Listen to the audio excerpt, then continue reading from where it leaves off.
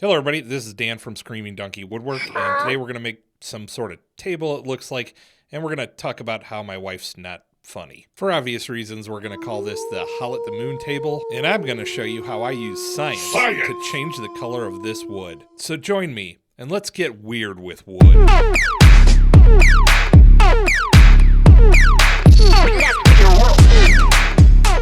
I bought this wood actually thinking that it was black walnut. But I had absolute good reason to think that. It came on a truck filled with black walnut, and the gentleman selling it to me said it was black walnut. Like a teenager, I was too busy looking at the large voluptuous termite damage instead of checking out the character of this girl wood. Before this cut, I was starting to suspect that something wasn't right, but there is no denying it now. Walnut is not yellow. Communications failure? Maybe. There's nothing funner than contacting the customer and saying, hey, yeah, remember how I said I was going to start this week? Well, I'm not. And that was totally my intent, but it ended up being a conversation of, I could probably kind of make this look like walnut. The termite damage in this slab is totally cool, but hey, it is up to you. And thankfully the customer said yes, and now I have a project to show you. This is mulberry, and unlike the men in the little blue pill commercials, this is a very dense and very hard wood, but it can be as yellow as something that taught it to a putty tat. Cleaning out the termite damaged wood is no joke. It could take the better part of a day most times. Here I'm going to answer a question that nobody asked. Does the wire wheel damage the termite eaten wood? The answer is kind of, but not really. As soon as the wire wheel gets down to firm wood, it really stops chewing things away. It may scratch the surface a little bit, but it doesn't take any more material off. Termite damaged wood is some of my favorite to work with, and I don't know if it's because it's harder than everything else and I enjoy the challenge, or if it's because I think I'm better than everyone else and I want to gloat. It's probably the challenge thing because I am super humble. As a matter of fact, I gave myself an award for humility earlier this year. If you're wondering why I build my molds different than everyone else, just remember, better than everyone else, I enjoy the challenge. Alright, so if you laughed at anything in the first 2 minutes of this video, we probably have the same sense of humor. I don't consider myself a funny person, but I can be funny.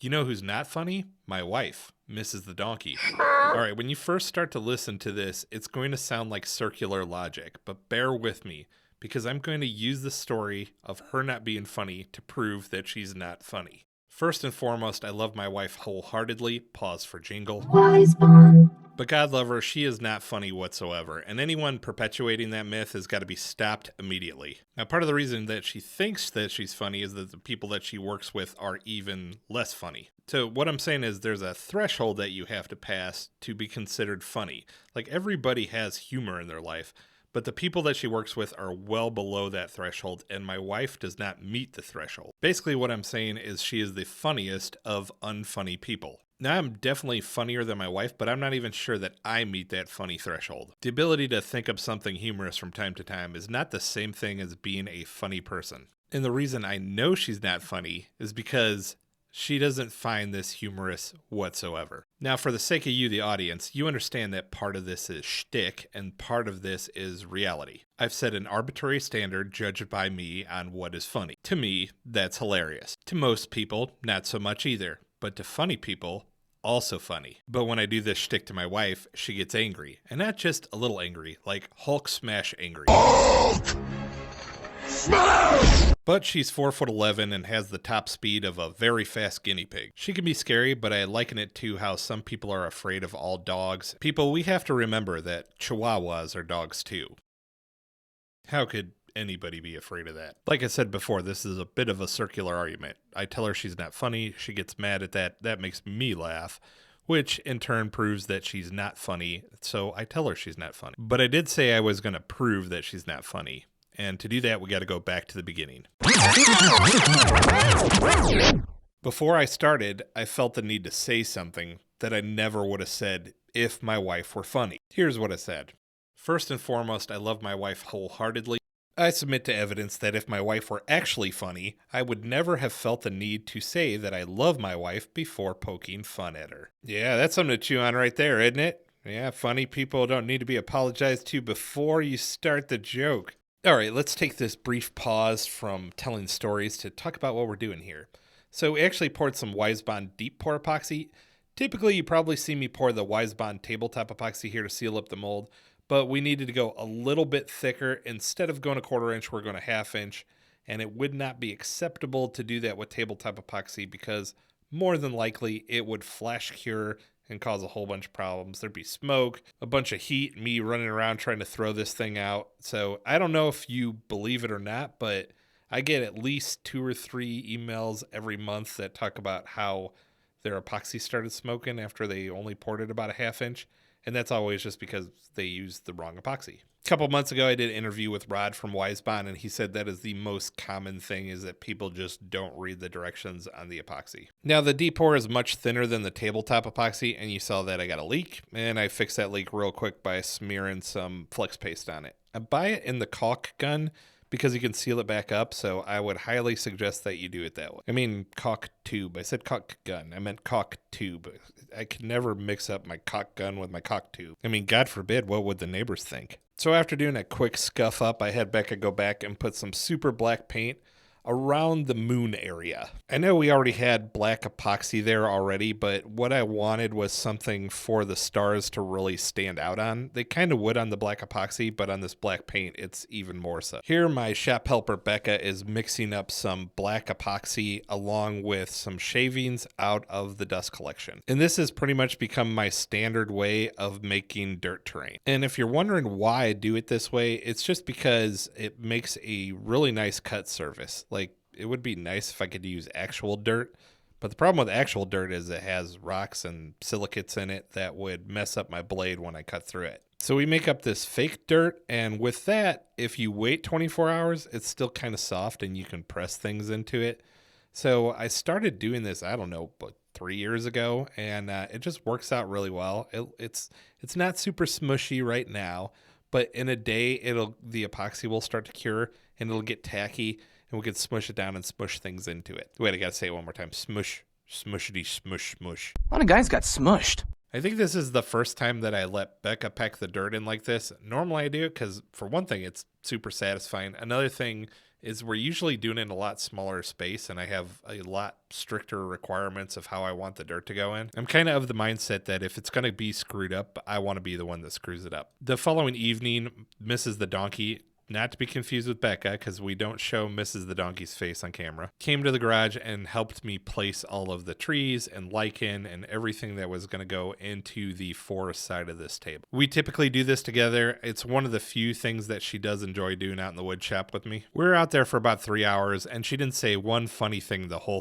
time. It's like hanging out with a nun that thinks dad jokes are hilarious. At the very end of this video, I'll reveal if she actually laughed at that or not. I think it's time to make another disclaimer. I love my wife to death. There is nothing I wouldn't do for her. I'm happy that she is with me, but she's still not funny. So that light green stuff is really cool. It is called reindeer moss or lichen.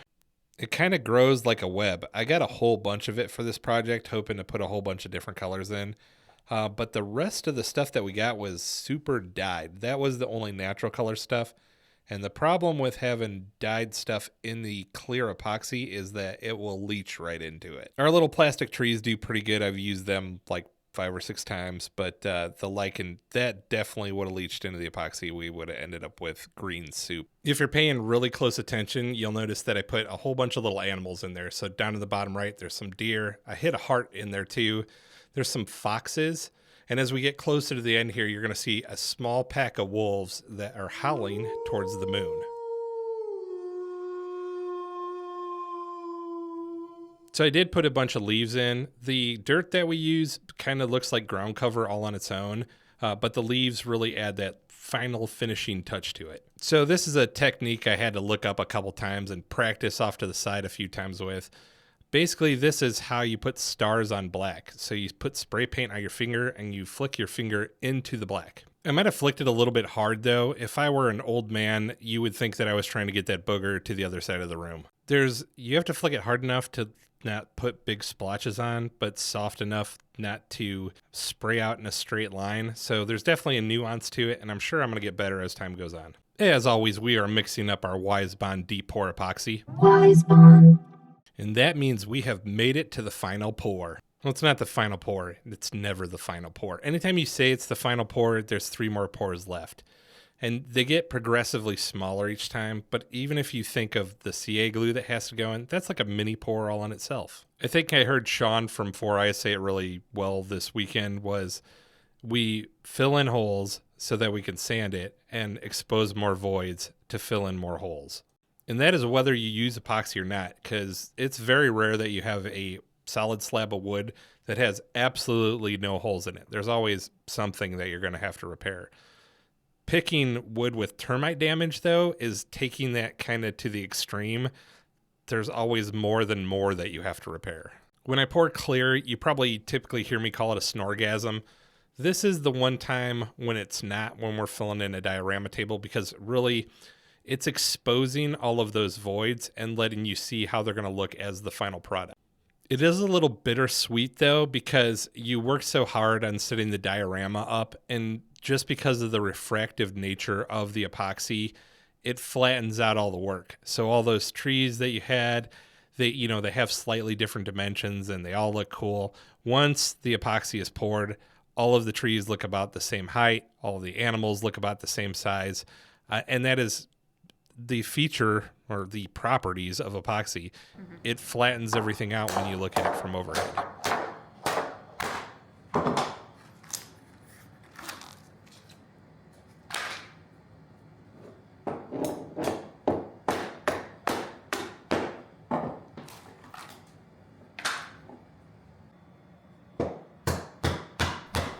Busting things out of the mold.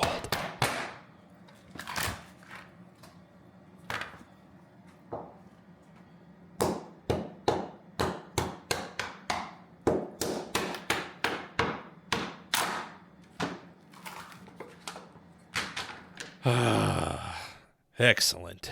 I didn't quite pop it out of the mold. I left it on top of the polyethylene sheets. This just made it a whole lot easier because the pour itself was done on top of the CNC machine. The flattening was pretty easy, but the more it went on, the more it exposed more of that ugly yellow wood. Fun fact, this is the same CNC that my moil used to perform my circumcision at my bris. So if you ever see me limping around the shop, now you know why. This next part takes me back to when I was in my early 20s and I had to get up on the table to make that dollar.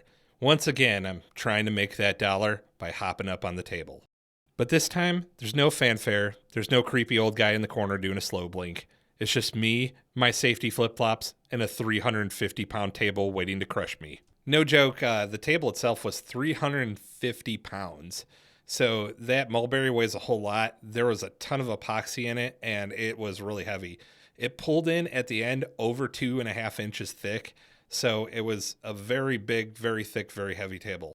And this was before we flattened the back of it, so there could have been as much as 50 more pounds on it. For those of you that watch me on lives and have seen some of my more recent stuff, you'll know that I got a pretty serious injury to my hand, and this is actually the exact moment that it happened. I don't have a good shot of it to see exactly what went wrong because we're running in time lapse, but I did freeze it right here right afterward, and you could see on my right hand there's the gap.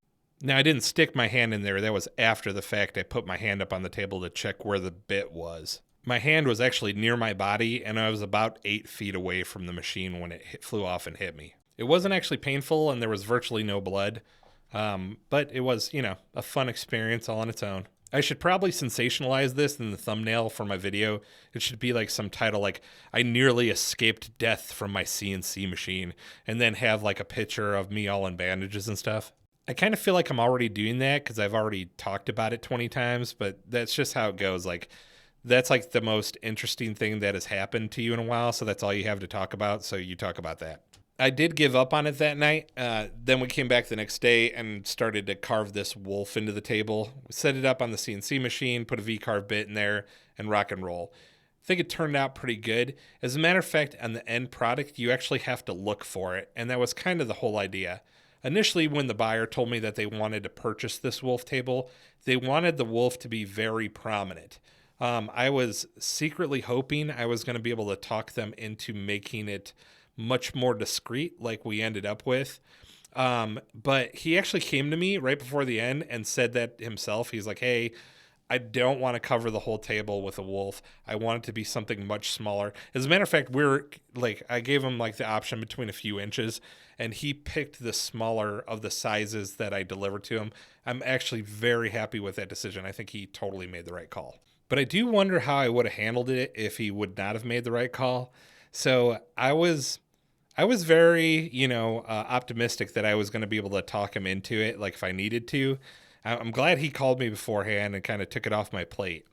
But I'm wondering how I would have reacted if he would have just been like, no, I want a wolf to cover the whole table. That's just how it's going to be. I know I would be nice to him. I'm always nice to real customers. We always have this, like, everyone's like, you're so rude to your customers. No, I am never rude to my customers. I'm not even rude to people who ask me questions that they probably could figure out on their own, or that the answer is obvious or easy to find. I'm not even rude to those people. I'm rude to rude people. This is a great illustration on how thick this table actually is. That's the Milwaukee track saw, which has better depth penetration than the Festool even.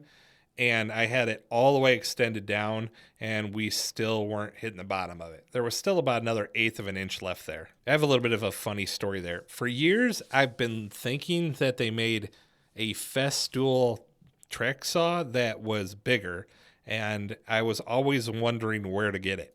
I went on the website a couple of times looking for it, never found it, and I figured it might be like an early launch project that only certain creators had access to. And the fact is, there is no different size Festool track saw. There is the plug-in one and there is the cordless one, and that's pretty much it. And what I was observing was woodworkers with tiny hands. And that's actually wrong and a lie on top of it. They don't have tiny hands. I have gigantic ham hands. That bottle that I'm using there is the full-size bottle of the 3M cutting compound, and the wool pad there, the diameter on that is 18 inches. That's how big my hands are. So just to talk a little bit about the process. So we sand the whole table down starting at 80 grit, and that gets out the CNC lines. And then we go to 150. At 150 is where we fill in the majority of our holes and do any of the roundovers that we're going to do. Then we go to 240, then to 320, and then we start wet sanding at 400. And typically with wet sanding, the thing I had to learn the hard way is to throw your pads away very frequently. So you sand a little area. I guess there's some like people who use like diamond pads that are reusable pads. That's probably not a bad idea. I haven't had the opportunity to try them yet, and that's mostly because being on YouTube and TikTok, people send me free stuff all the time, so I get a lot of my abrasives for free. So I haven't had a chance to try it. If anybody does send me a diamond pad, I will try that out, though. I'm not looking to get free stuff from people, but like if I use it as a disposable or whatever, and you want to send it, I will take it. But I'm definitely not soliciting it whatsoever. From the 400, I usually do it twice. So I'll go over an area of about 6 square feet and before I throw the pad away, and then I'll do it again the second time. And I usually repeat that process all the way up through 2000. After 2000, we switch to that 3M heavy compound, and that's a cutting compound, so we use it with a wool pad. Once that's done, it looks pretty clear. The last thing you have to do, it's not really cutting anymore. It's what you see here. It is a machine polish. And the machine polish is exactly what it sounds like. It just takes the epoxy up to that next level of sheen.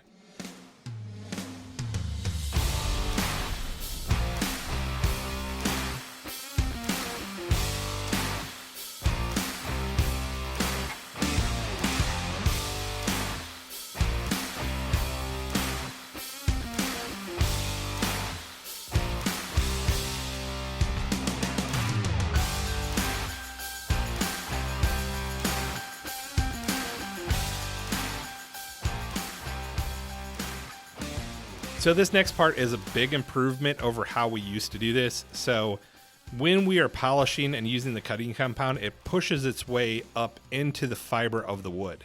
And the only way that I have really found to get that out is with a hand spray bottle. This one has a little pump on it and it pressurizes, and then we could spray it out with pressurized water. Initially, we thought of using my pressure washer. I have a pressure washer. But I was really concerned that I was actually going to push moisture into the table. Even with this, I was concerned with it. And we did a bunch of different tests, and we used a spray bottle and then came back with a moisture meter just to check and make sure that everything worked all right. What Becca's doing here is spraying the bottom of that table out with water. Where the dirt is, there's a bunch of little cavities, and that totally gets filled up with that cutting compound. So here we're going to use a little bit of science to make our wood darker. All right, the solution that we're using here is iron nitrate. It's a mix of iron and nitrogen. But you could really make some of this at home if you wanted to with a mix of steel wool and some vinegar. From there, we'll use a heat gun and make it have a chemical reaction, and it will actually change color right in front of our eyes. So we started with the bottom of the table, and the idea with starting at the bottom of the table was to screw it up on something that would not be as impactful as if I screwed it up on the top of the table. So here we just rubbed on that iron nitrate, start hitting it with a heat gun to see how it turns out. Surprise, surprise. It was not great. And the reason that I wasn't surprised by this, because a couple weeks earlier on YouTube, I saw Keith Johnson do this, and he got it all the way done. And at the end, he was like, nope, I'm going to just go ahead and use some walnut stain with it. And that's what he ended up doing. So I wasn't surprised that this didn't turn out as great as I was hoping for. I went through and put all the iron nitrate on, then Becca followed up quick behind me with the heat gun. And we were able to see how it was going to turn out by putting a little bit of alcohol on it. I imagine this is what Keith Johnson saw when he decided, nope, I'm not using this technique. We were prepared though, so we had some walnut colored Natura, which is a hard wax oil that's very similar to Rubio Monocoat. We were prepared knowing that we were going to have to experiment a little bit to get this to turn out the way that we wanted it to. Here we used a little bit of that hot melt wood filler. I use it kind of sparingly. It's really good in certain circumstances, and this is probably one of them.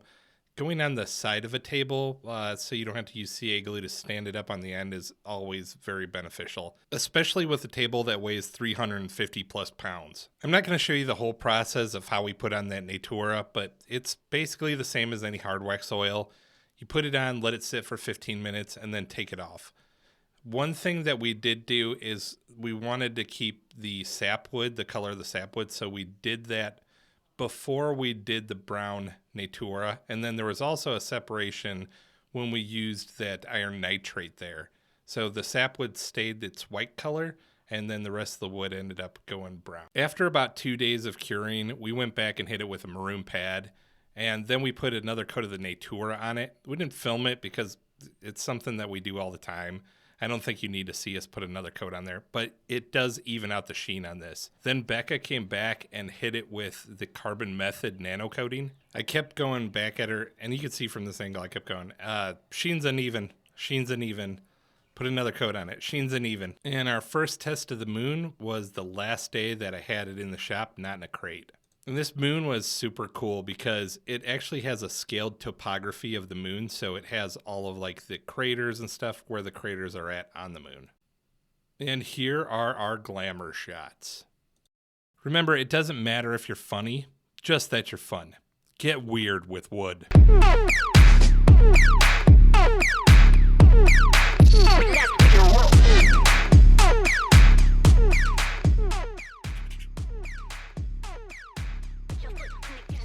Hey everybody, thanks so much for watching. I appreciate it so much.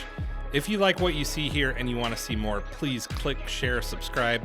I don't know, do a bunch of stuff with it. Burn a DVD and send it in the mail. Hide a bunch of thumb drives in public restrooms. Put a transcript on one of those freeway signs. Snuggle up with your tools.